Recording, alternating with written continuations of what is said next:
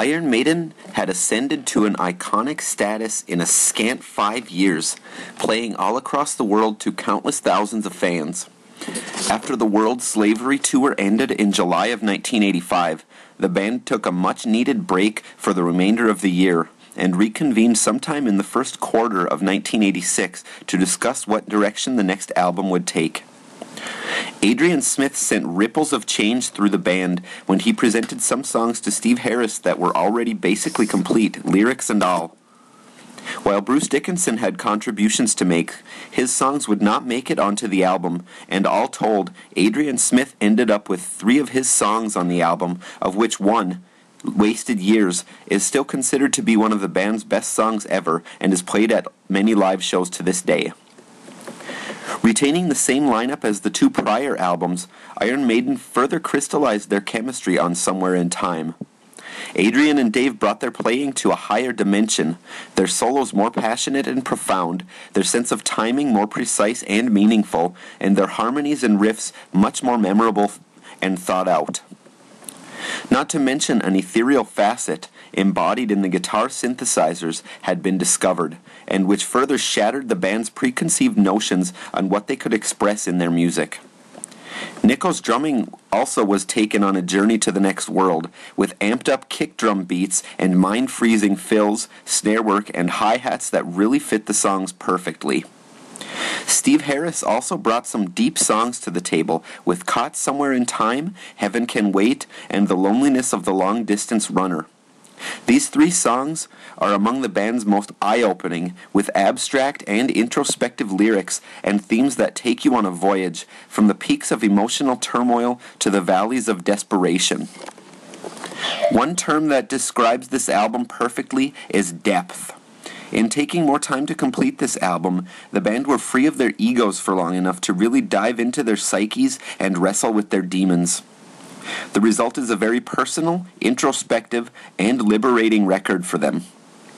As a further consequence of that, it is very somber at times, especially Adrian Smith's songs, which reflect his struggles with his own ego, coupled with his true self's desire to be freed from his self-made shackles.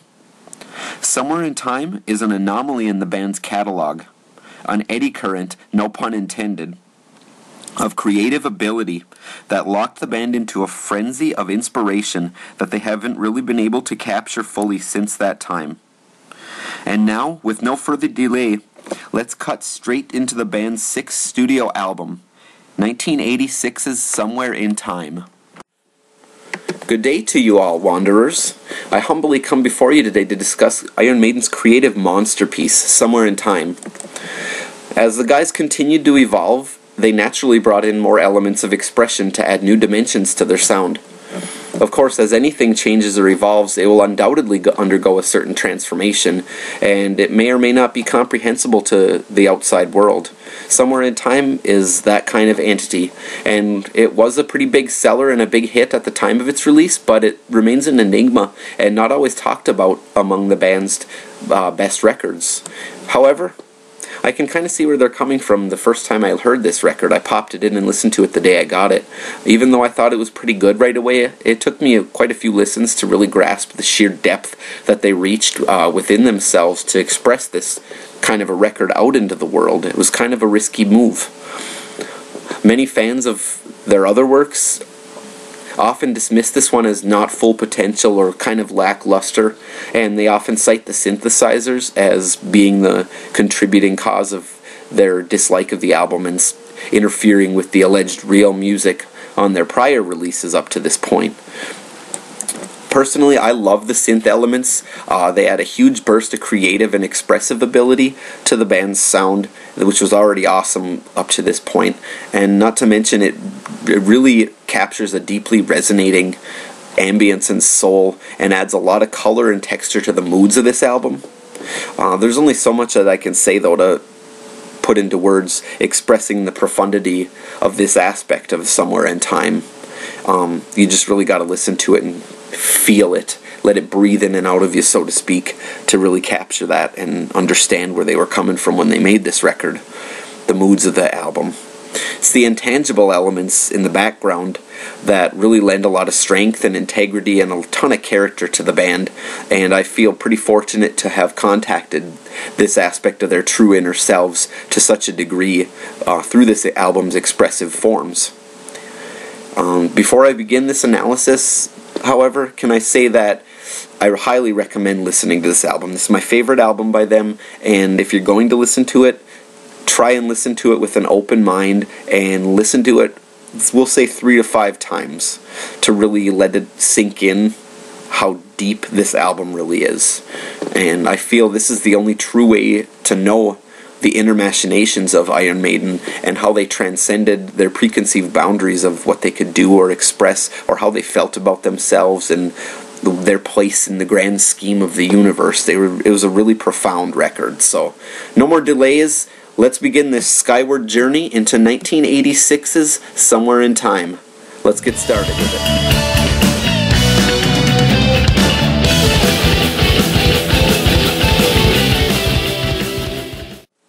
Okay, Caught Somewhere in Time, the opening track and kind of the title track. It's got a really great synth and guitar harmony opening that just sets the tone, puts you right in the middle of this intense journey that's about to take place. You just got that feeling from the vibes of it. And after that, there's a nice build-up into the verses, which is kind of a frantically paced, ethereal, and almost otherworldly vibe, and the ambience is just incredible with the guitar tone.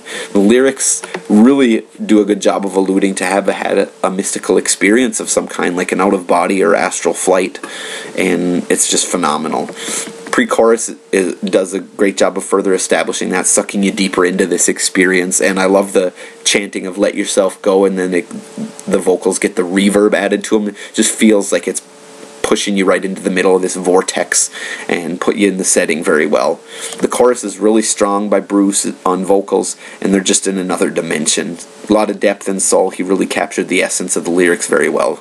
Nico's drumming is just phenomenal to the next level compared to the other stuff he did with them up to this point.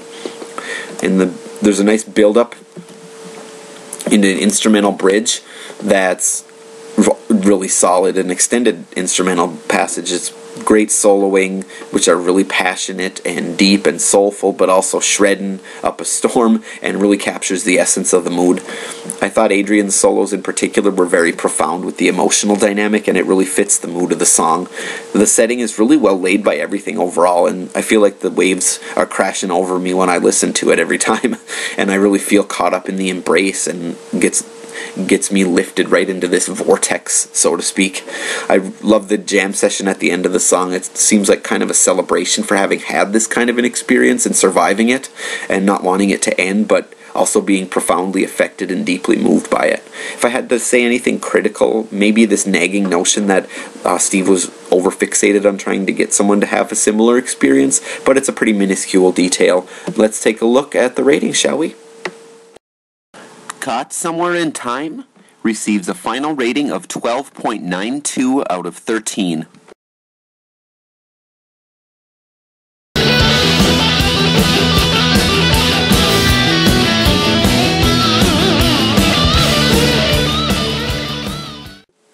Okay, Wasted Years, one of the band's most popular songs, one of the singles. Adrian wrote 3 different lyrics on this album, and this was the first one. Maybe not sequentially, but it's got an awesome opening riff, really captures Adrian's introspection about his life up to that point in time. The lyrics are very, very introspective, thoughtful, profound, and beautiful, and just very reflective overall. Bruce's vocals beautifully done in this song, very nicely capturing the essence of the lyrics. He really did a good job with that. The vocal harmony during the chorus is also beautiful. This is just a beautiful song. If I sound repetitious, so be it. Really hits home about living your life fully and loving each moment. And the solos during the bridge really convey to me personally a resolution to carry on with your life and trying to see the positive side of every moment and the good side of people that you meet. On some critical or neutral observations, at times it relies a little bit too much on the main riff, which is the intro riff as well. It's a nice riff, but it does carry on a little bit too much during certain passages, and there's some abstract values in the vibe of the song that aren't 100% captured consistently throughout. But other than that, it's an amazing song. So let's take a look.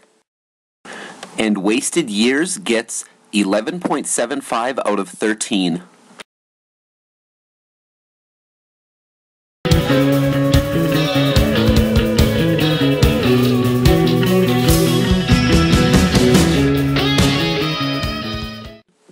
Okay, Sea of Madness opens up with a really heavy riff that really hits on the theme of big city and modern life, you know, the proverbial Sea of Madness.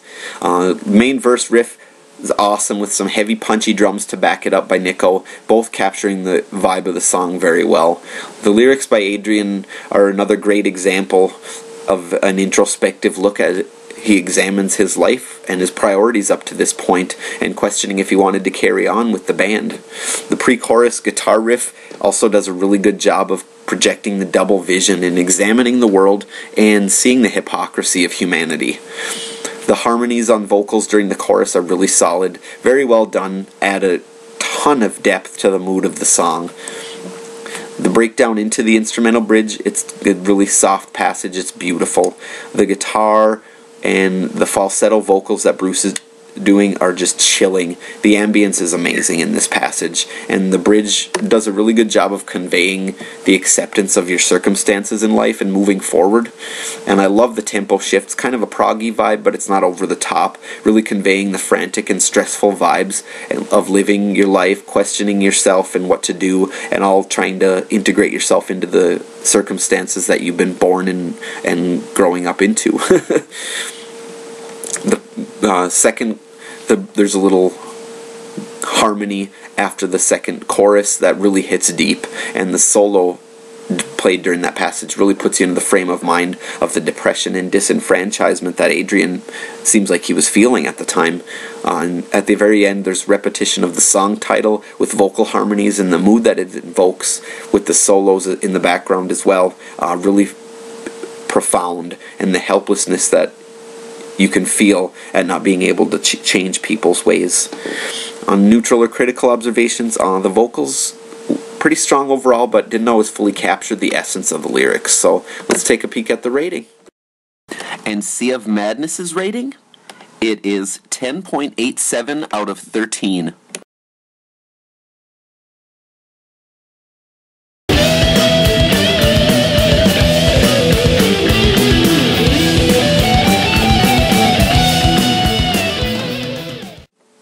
Okay, Heaven Can Wait.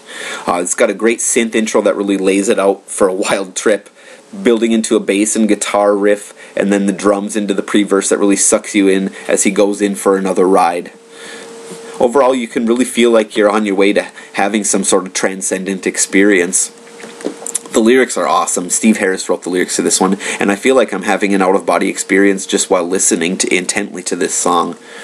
Bruce's vocals during the verses are really well done, very strong, and I love the chorus. The synth really adds a lot of depth and feeling to the mood of the chorus, and there's a really cool riff after that in the first bridge that really puts you in the frame of mind as the experience starts to intensify, and the guitar solo really adds a powerful boost to that.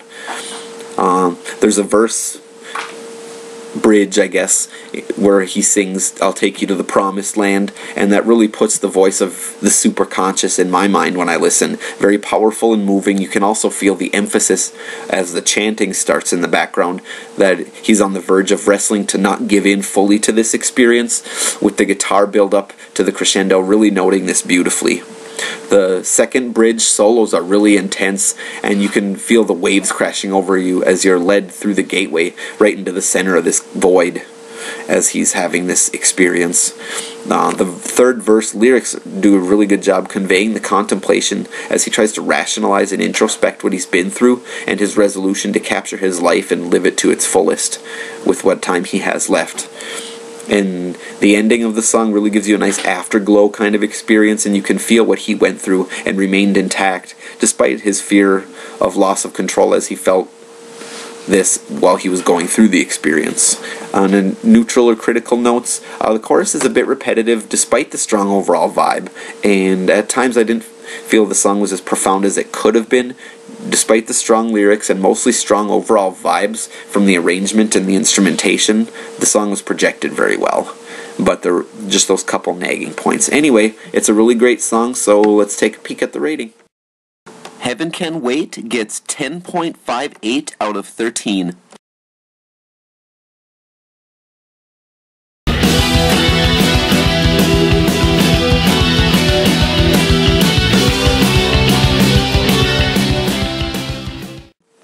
The Loneliness of the Long Distance Runner. It's kind of an obscure track. I believe they only played it in Belgrade, Serbia on the Somewhere on tour in 1986 at some point, and then they dropped it from the set lists. It's got a beautiful opening, and you can really feel that loneliness and sadness, the desolation and isolation of the character, with a more hopeful second passage with the guitar building up and getting heavier and the drums coming in more. The verses do a really good job of conveying that frantic pace of continuing with your passion and never feeling like it's enough, always restless and pushing forward and persevering if you really love doing something. And that chorus in this song also does a great job of that resolution, feeling that when you really pursue your passion and do it well, you're in a sense kind of isolating yourself. And the first bridge into the instrumental passage does a great job of telling that story of pressing on, loving what you do, also feeling like you're advancing yourself to a whole new plateau of understanding of your craft. The second movement of this bridge, too, is amazing, with the synth and guitar harmony working together. The overall passage just creates this mood of overwhelming emotion, and it captures that struggle as someone in this situation presses on, second-guessing yourself, and then you feel the sadness and isolation, but then you also still want to continue and enjoy as you do your craft in life, your passion. The bridge verse is also really strong. You can feel his resolution and determination, especially in the guitar solos, and they're very hopeful and inspiring. One of the better passages in the song. The third verse, he continues that struggle for prioritization in whatever he's doing in his life, but still continuing, thinking you've reached an end, and then realizing that there is none, and then the feeling of loneliness and isolation kind of creeps back in and you second guess again. The ending instrumental passage, especially the guitar harmonies, are just amazing. Really captures his final resolution to press on no matter what, and knowing full well there's going to be a lot of obstacles and hardships and trying times, but also a lot of fun, and he's going to go on with it anyway. The only critical thing I can really find to say about this is that there's a bit of repetition, too many measures of a certain riff, or in a certain passage, too much repetition, but it's a pretty minor criticism. This is a transcendent song by Iron Maiden, so I highly recommend giving this a few listens. So here's the rating. And The Loneliness of the Long Distance Runner receives a final rating of 12.65 out of 13.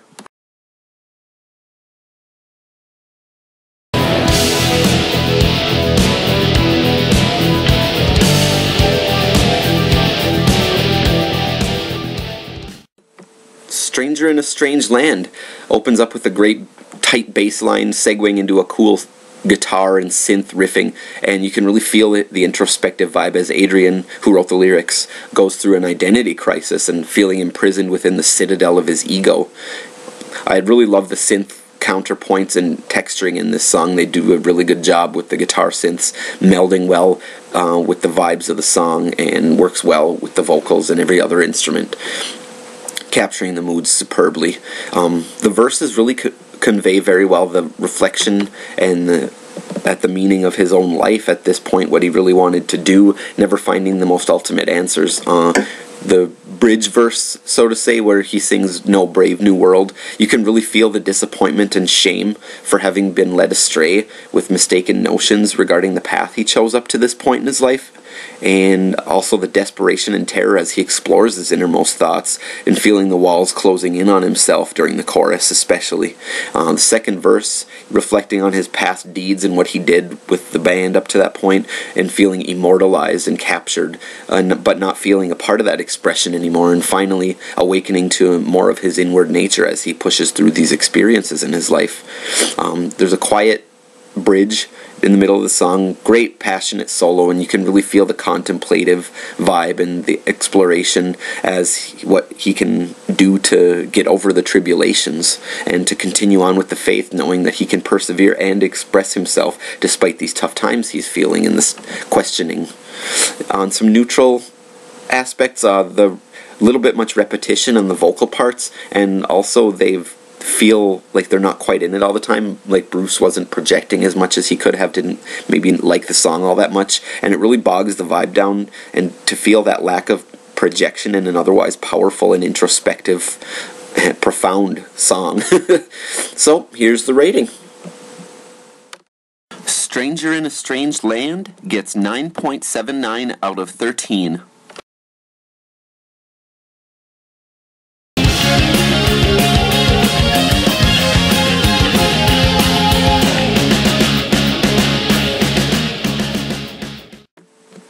Deja Vu. This has an amazing vibe overall. The opening passage is superb. Profound guitar work, conveying a deep, thoughtful, dumbfounded, afraid, yet comforted vibe. It's a mishmash of different emotions, but if you listen to it enough in a certain frame of mind, you'll understand what I mean.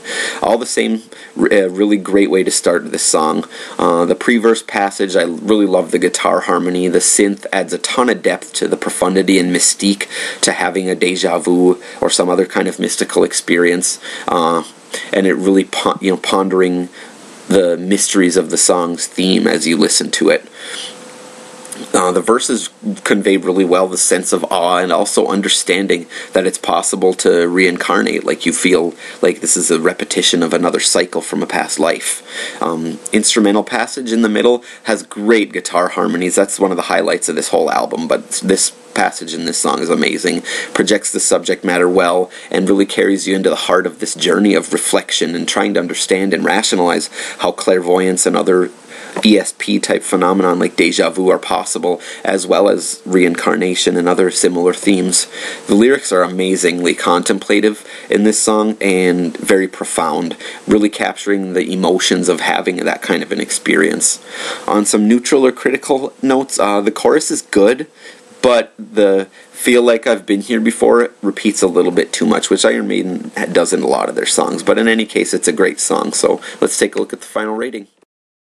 Deja Vu receives a rating of 12.18 out of 13.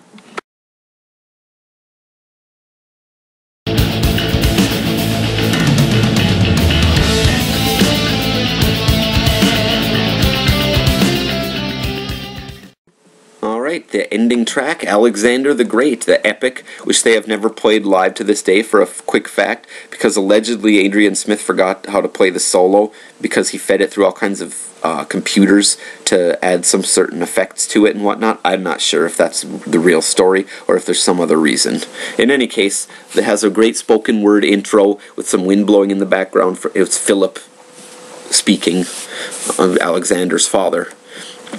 Begins the tale well. There's a nice slow build-up with quiet guitar and snare work conveying the militance of the times as Alexander sees events unfolding as he grows up from the perspective of a conquering king son. Nice phasing into the soloing riff before the verses as the tempo picks up, Alexander resolving himself to conquer and invade all the enemies of Macedonia. The tempo before the verses conveys the picture well for a conquest, the battle, and the desperation of the times that they lived in.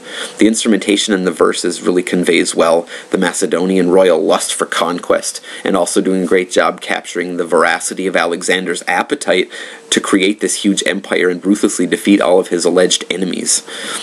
The chorus is very powerful and majestic and just has amazing synth textures that add so much depth to the passages, and the vocals by Bruce are very strong, great projection and feeling. The bridge between chorus and second verse, also a great passage to further establish the military vibes. Feels like a series of epic battles condensed into a really small focus, and the synths also add a great texture to the mood of these passages. I love that passage. The instrumental movements in the middle are also strong and begins with a great snare and guitar work to build the mood as Alexander begins to turn into this megalomaniacal figure wanting to conquer the world. And that leads into a heavy riff with a gong blast, boom, as the army begins its great march. The hi-hat passage after this, with the guitar harmonies and riffing, really projects the tired soldiers' vibe of their battling but yet being afraid to leave their great king and continuing this mad quest for power. The solos in this passage also show Alexander's descent into madness as his lust for power eventually destroys his logic and reason. The final verse, especially near the end, you really feel this tragic vibe of this great leader led astray by his greed and his inability to be content or complacent with his position in life. And you can feel his strong escape mechanism from insecurity that led him to slaughter thousands of people in his own name.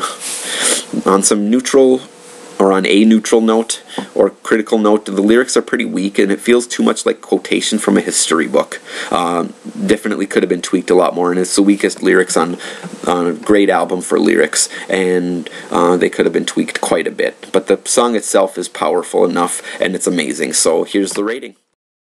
Alexander the Great's rating is 12.55 out of 13. Okay, so there you have it, a track-by-track breakdown of Somewhere in Time. I realize this was a bit longer, but these are among my favorite songs by them, and there's a lot to say about the projection and the esoteric values of the songs behind the scenes of the instrumentation that they project forward into the song structure itself. It's not anything quantifiable necessarily in the strict terms of notes and accents with the drums and everything. It's just some quality to it that I can't quite explain. So now we're going to take a look at the album's rating overall, and also its ranking among all 15 albums. So let's take a peek. Alright, in conclusion, Somewhere in Time receives an 11.66 out of 13, ranking it first out of 15 studio albums. Alright, so a phenomenal album, actually my favorite album by them by a bit, but we'll get to the second favorite and see how close they are in a couple of months or so. But in any case, I'll be coming back at you guys in 2 weeks with 1988's creative landmark as well, Seventh Son of a Seventh Son, which was another one that pushed the boundaries of what they were exploring with their instrumentation. And feel free, again guys, leave me some comments. I know I haven't been getting a lot of comments with these reviews because everybody, or a large portion of you, are not accustomed to this content from me, and I understand that. But in any case, anybody who is interested, leave some comments, let me know how I might be able to improve it. And like I said, this one's quite a bit longer than all my other ones, but when it's my favorite album, there's a bit more to say about the background noise that made the album so great. I always try to project into words as accurate of a description as possible when critiquing them. So, thank you again, and we'll be back with 1988's release, Seventh Son of a Seventh Son. I will see you then. Take care.